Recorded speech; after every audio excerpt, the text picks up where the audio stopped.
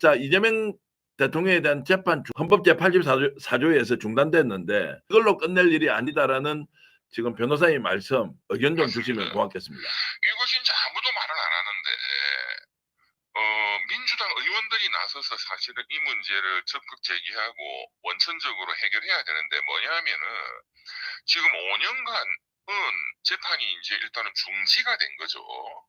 예, 뭐 그러면 5년 후에 이재명 대통령 퇴임한 이후에는 재판이 열린단 말이에요.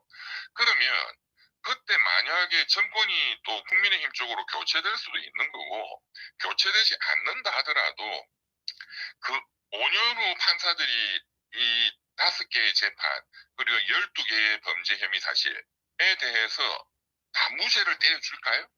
네. 그리고 이번에 판사들 보셨잖아요. 얼마나 보수적이고 또 극우적이고 반민주주의적인지. 네. 그리고 제가 또 이제 최근 이 판사들의 얘기들을 많이 들어보면 판사들은 기본적으로 80% 이상이 보수적입니다. 그리고 굉장히 극우적입니다. 지금 가장 진보적인 법관들이 모여있다는 전국법관회의조차도 굉장히 보수화돼 있는 상태이기 때문에 만약에 5년 후에 재판이 열리면 그때 맞는 판사들은 현재 판사들은 아니에요. 판사가 바뀌겠죠. 이분들이 강력한 보복 재판을 할 가능성이 제가 보기에는 99.9%입니다. 와. 100%입니다. 100%. 예. 이번에 판사들이 느낀 자신들에 대한 모욕감 반드시 여기에 대해서 갚아주겠다. 예. 자, 결론은 그러면 엄청난 보복을 당할 재판으로 굉장한 중형이 떨어질 가능성이 높습니다. 5년 후에. 네. 그럼 이 재판 자체가 다 아시다시피 윤석열이가 150명의 검사를 동원해서 탈탈 털어가지고 없는 죄를 만든 거란 말이에요. 네. 먼지를 털어가지고 이걸 가지고 그냥 쇳덩어리를 만든 거거든요. 범죄라고. 네. 그러면 수사 자체가 범죄예요. 직권남용이고 기소한 것이 공소권 남용이거든요.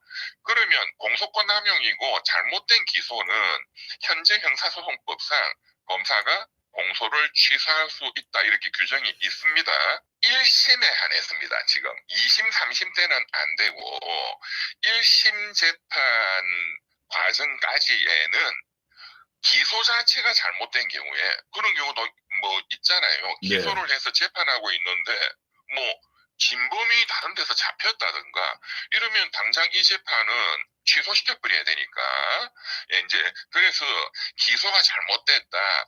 그걸 이제 공소권 남용이라고도 또 표현을 하죠.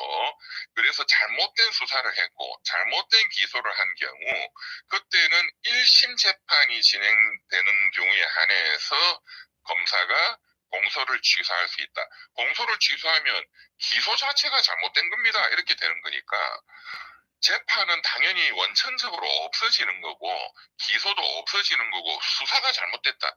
오히려 수사한 검사를 수사해야 됩니다. 네. 그래서 이제 요렇게 하면 5년 후에 재판이라는 것 자체가 아예 없어지는 거니까 원천적으로 문제가 해결될 수 있다. 그런데 현재 이재명 대통령한테 걸려있는 재판이 5개인데 3개는 1심입니다. 1심. 네.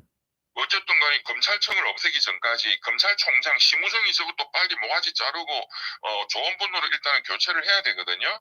그래서 새로운 그 검찰 임명이 되면 이 1심 3개 사건은 공소 취소시키면 되고 그 다음에 2심에 있는 2건 그러니까 대법원에서 파기환송된 선거법 사건하고 네. 위중교사 요 2개는 현재 형사소송법상으로는 1심이 아니고 2심, 3심은 공소 취소할 수 있다는 조항이 없습니다.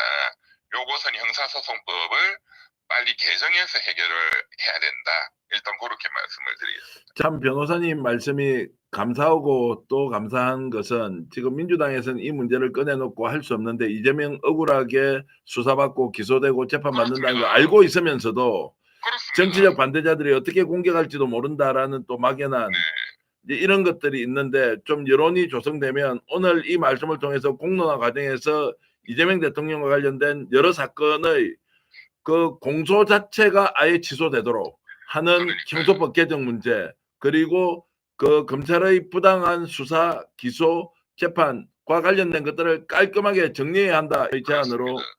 받겠습니다. 솔직히 제가 말씀드리는데 이재명 대통령 본인은 이 내용을 너무너무 인식을 하고 있거든요. 네, 예. 대통령이 직접 이 말을 할 수가 없잖아요. 네, 예. 그럼 그걸 비서실장 그리고 뭐 민정수석 그다음에 저 당에서는 원내대표 또 새로 뽑히는 당대표 이런 분들이 지혜를 모아서 해결할 수 있는 방법을 찾아야 됩니다.